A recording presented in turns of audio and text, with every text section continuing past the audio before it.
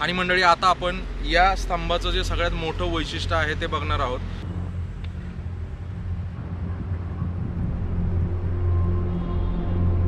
इथं बाण दिलेला आहे आणि बरोबर पुरंदर याच दिशेला आहे।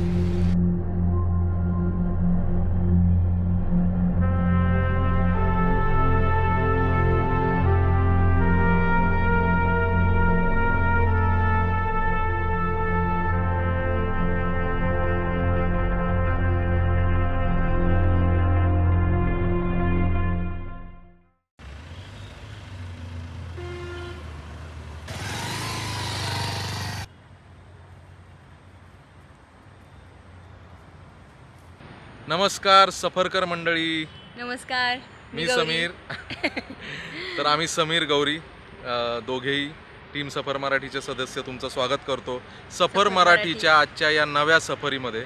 आणि मंडळी आज आपण आलेलो आहोत पुणे सातारा रस्त्यावरील पुण्यापासून साधारण 30 किलोमीटर अंतरावर असलेल्या नसरापूर फाटा या ठिकाणाजवळील असलेल्या या एका अतिशय महत्त्वाच्या अशा स्मारक स्तंभापाशी।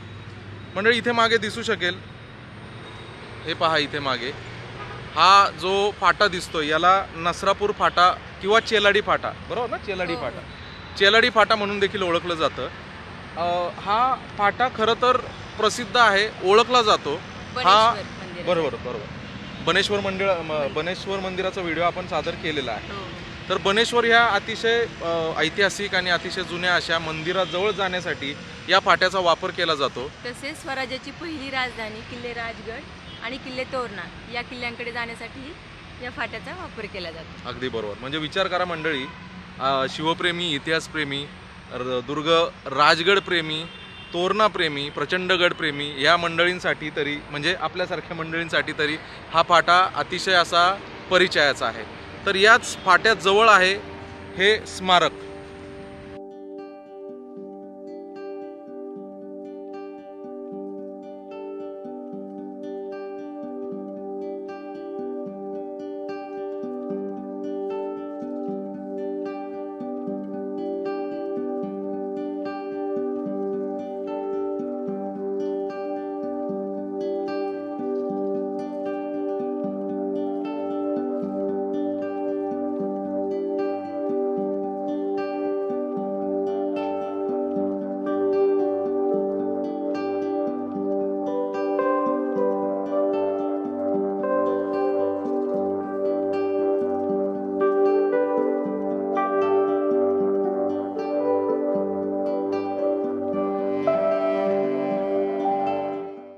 स्तंभासमोर उभे राहिल्यावर समोर सर्वप्रथम दिसणाऱ्या बाजूस आपल्याला शिवरायांचे हे शिल्प दिसते, ज्यामध्ये महाराज आपल्या मावळ्यांसह देवी भवानीच्या पूजन प्रसंगात दिसत आहेत।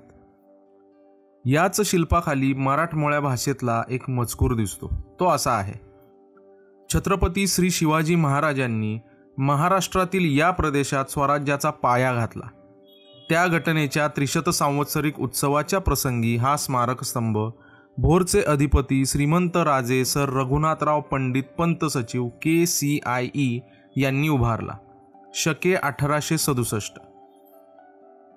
हाच मजकूर या स्तंभाच्या इतर बाजूस संस्कृत, हिंदी आणि इंग्रजी भाषांमध्ये लिहिलेला आहे।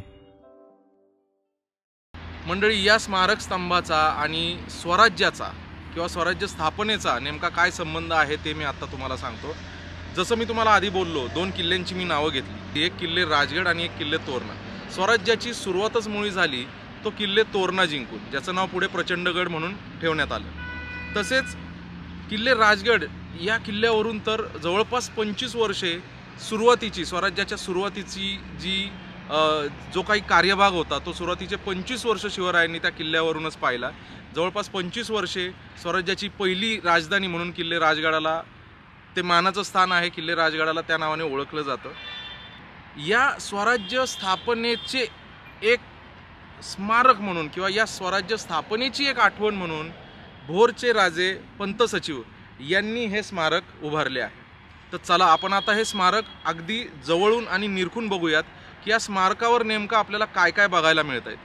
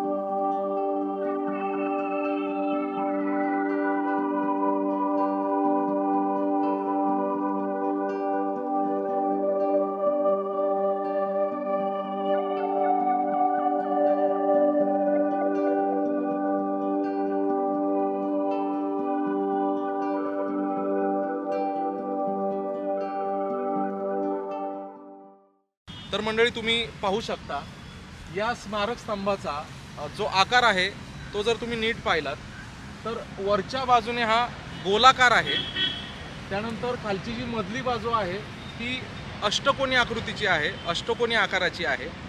त्याच्यानंतर खाली जो हा स्तंभ आहे तो संपूर्णपणे चौकोनी आकाराचा आहे।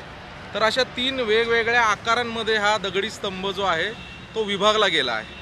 आणि मंडळी आता आपण या स्तंभाचं जे सगळ्यात मोठं वैशिष्ट्य आहे ते बघणार आहोत। इथे तुम्हाला दिसू शकतात या संगमरवरी पट्ट्या आहेत, नीट बघितलं तर तुम्हाला दिसेल या संगमरवरी पट्ट्या इथे लावण्यात आलेल्या आहेत। या साध्या सुध्या पट्ट्या नाहीत बरं का मंडळी, याच्यावर काहीतरी लिहिलेलं आहे। आता कालांतराने ते थोडंसं अस्पष्ट झालेलं आहे, तरी पण जेवढं मला वाचता येईल ते मी तुम्हाला सांगतो। ही सर्व या ठिकाणापासूनची मैलांमधली अंतरं आहेत। कुठली? या ठिकाणापासून या सर्व परिसरात जे काही महत्त्वाचे तत्कालीन जी काही महत्त्वाची ही ठिकाणं होती या ठिकाणापासून त्यांची मैलांमधली ही अंतरं आहेत। हे बघा, जसं इथे दिसेल, थोडं साफ करतो, हे बघा रोहिडा मैल।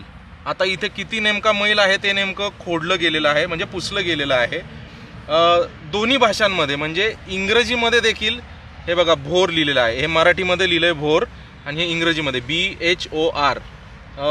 हे किती दिसतंय? 8 माइल्स। इथं तर 8 माइल्स लिहिलेलं दिसतंय, इंग्रजीमध्ये आहे ते बऱ्यापैकी स्पष्ट दिसतंय, पण मराठीमधलं हे खोडलं गेलेलं आहे, म्हणजे पुसलं गेलेलं आहे। बाणाने त्यांची दिशा देखील इथे दाखवण्यात आलेली आहे। हे बघा या बाजूला बरोबर या दिशेला असणार, म्हणजे असणार काय आहेच।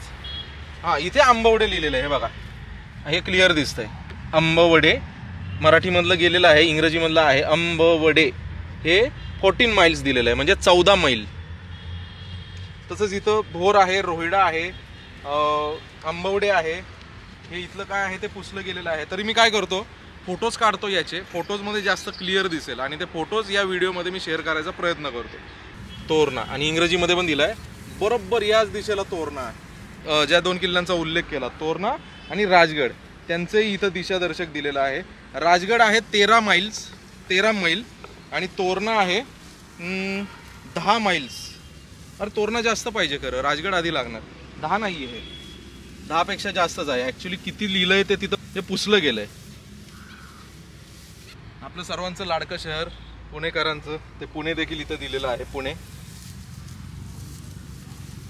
मैलांमध्ये ही अंतर का आहेत मंडळी? कारण त्यावेळी किलोमीटर्स हे काही एकक वापरलं जायचं नाही। तत्कालीन त्या काळामध्ये मैल किंवा माइल्स, इंग्रजीमध्ये माइल्स, मराठीमध्ये मैल, हे एकक वापरलं जायचं अंतर मोजण्यासाठी।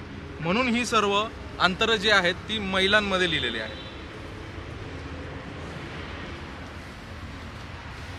आणि इथे अंतर दिसतंय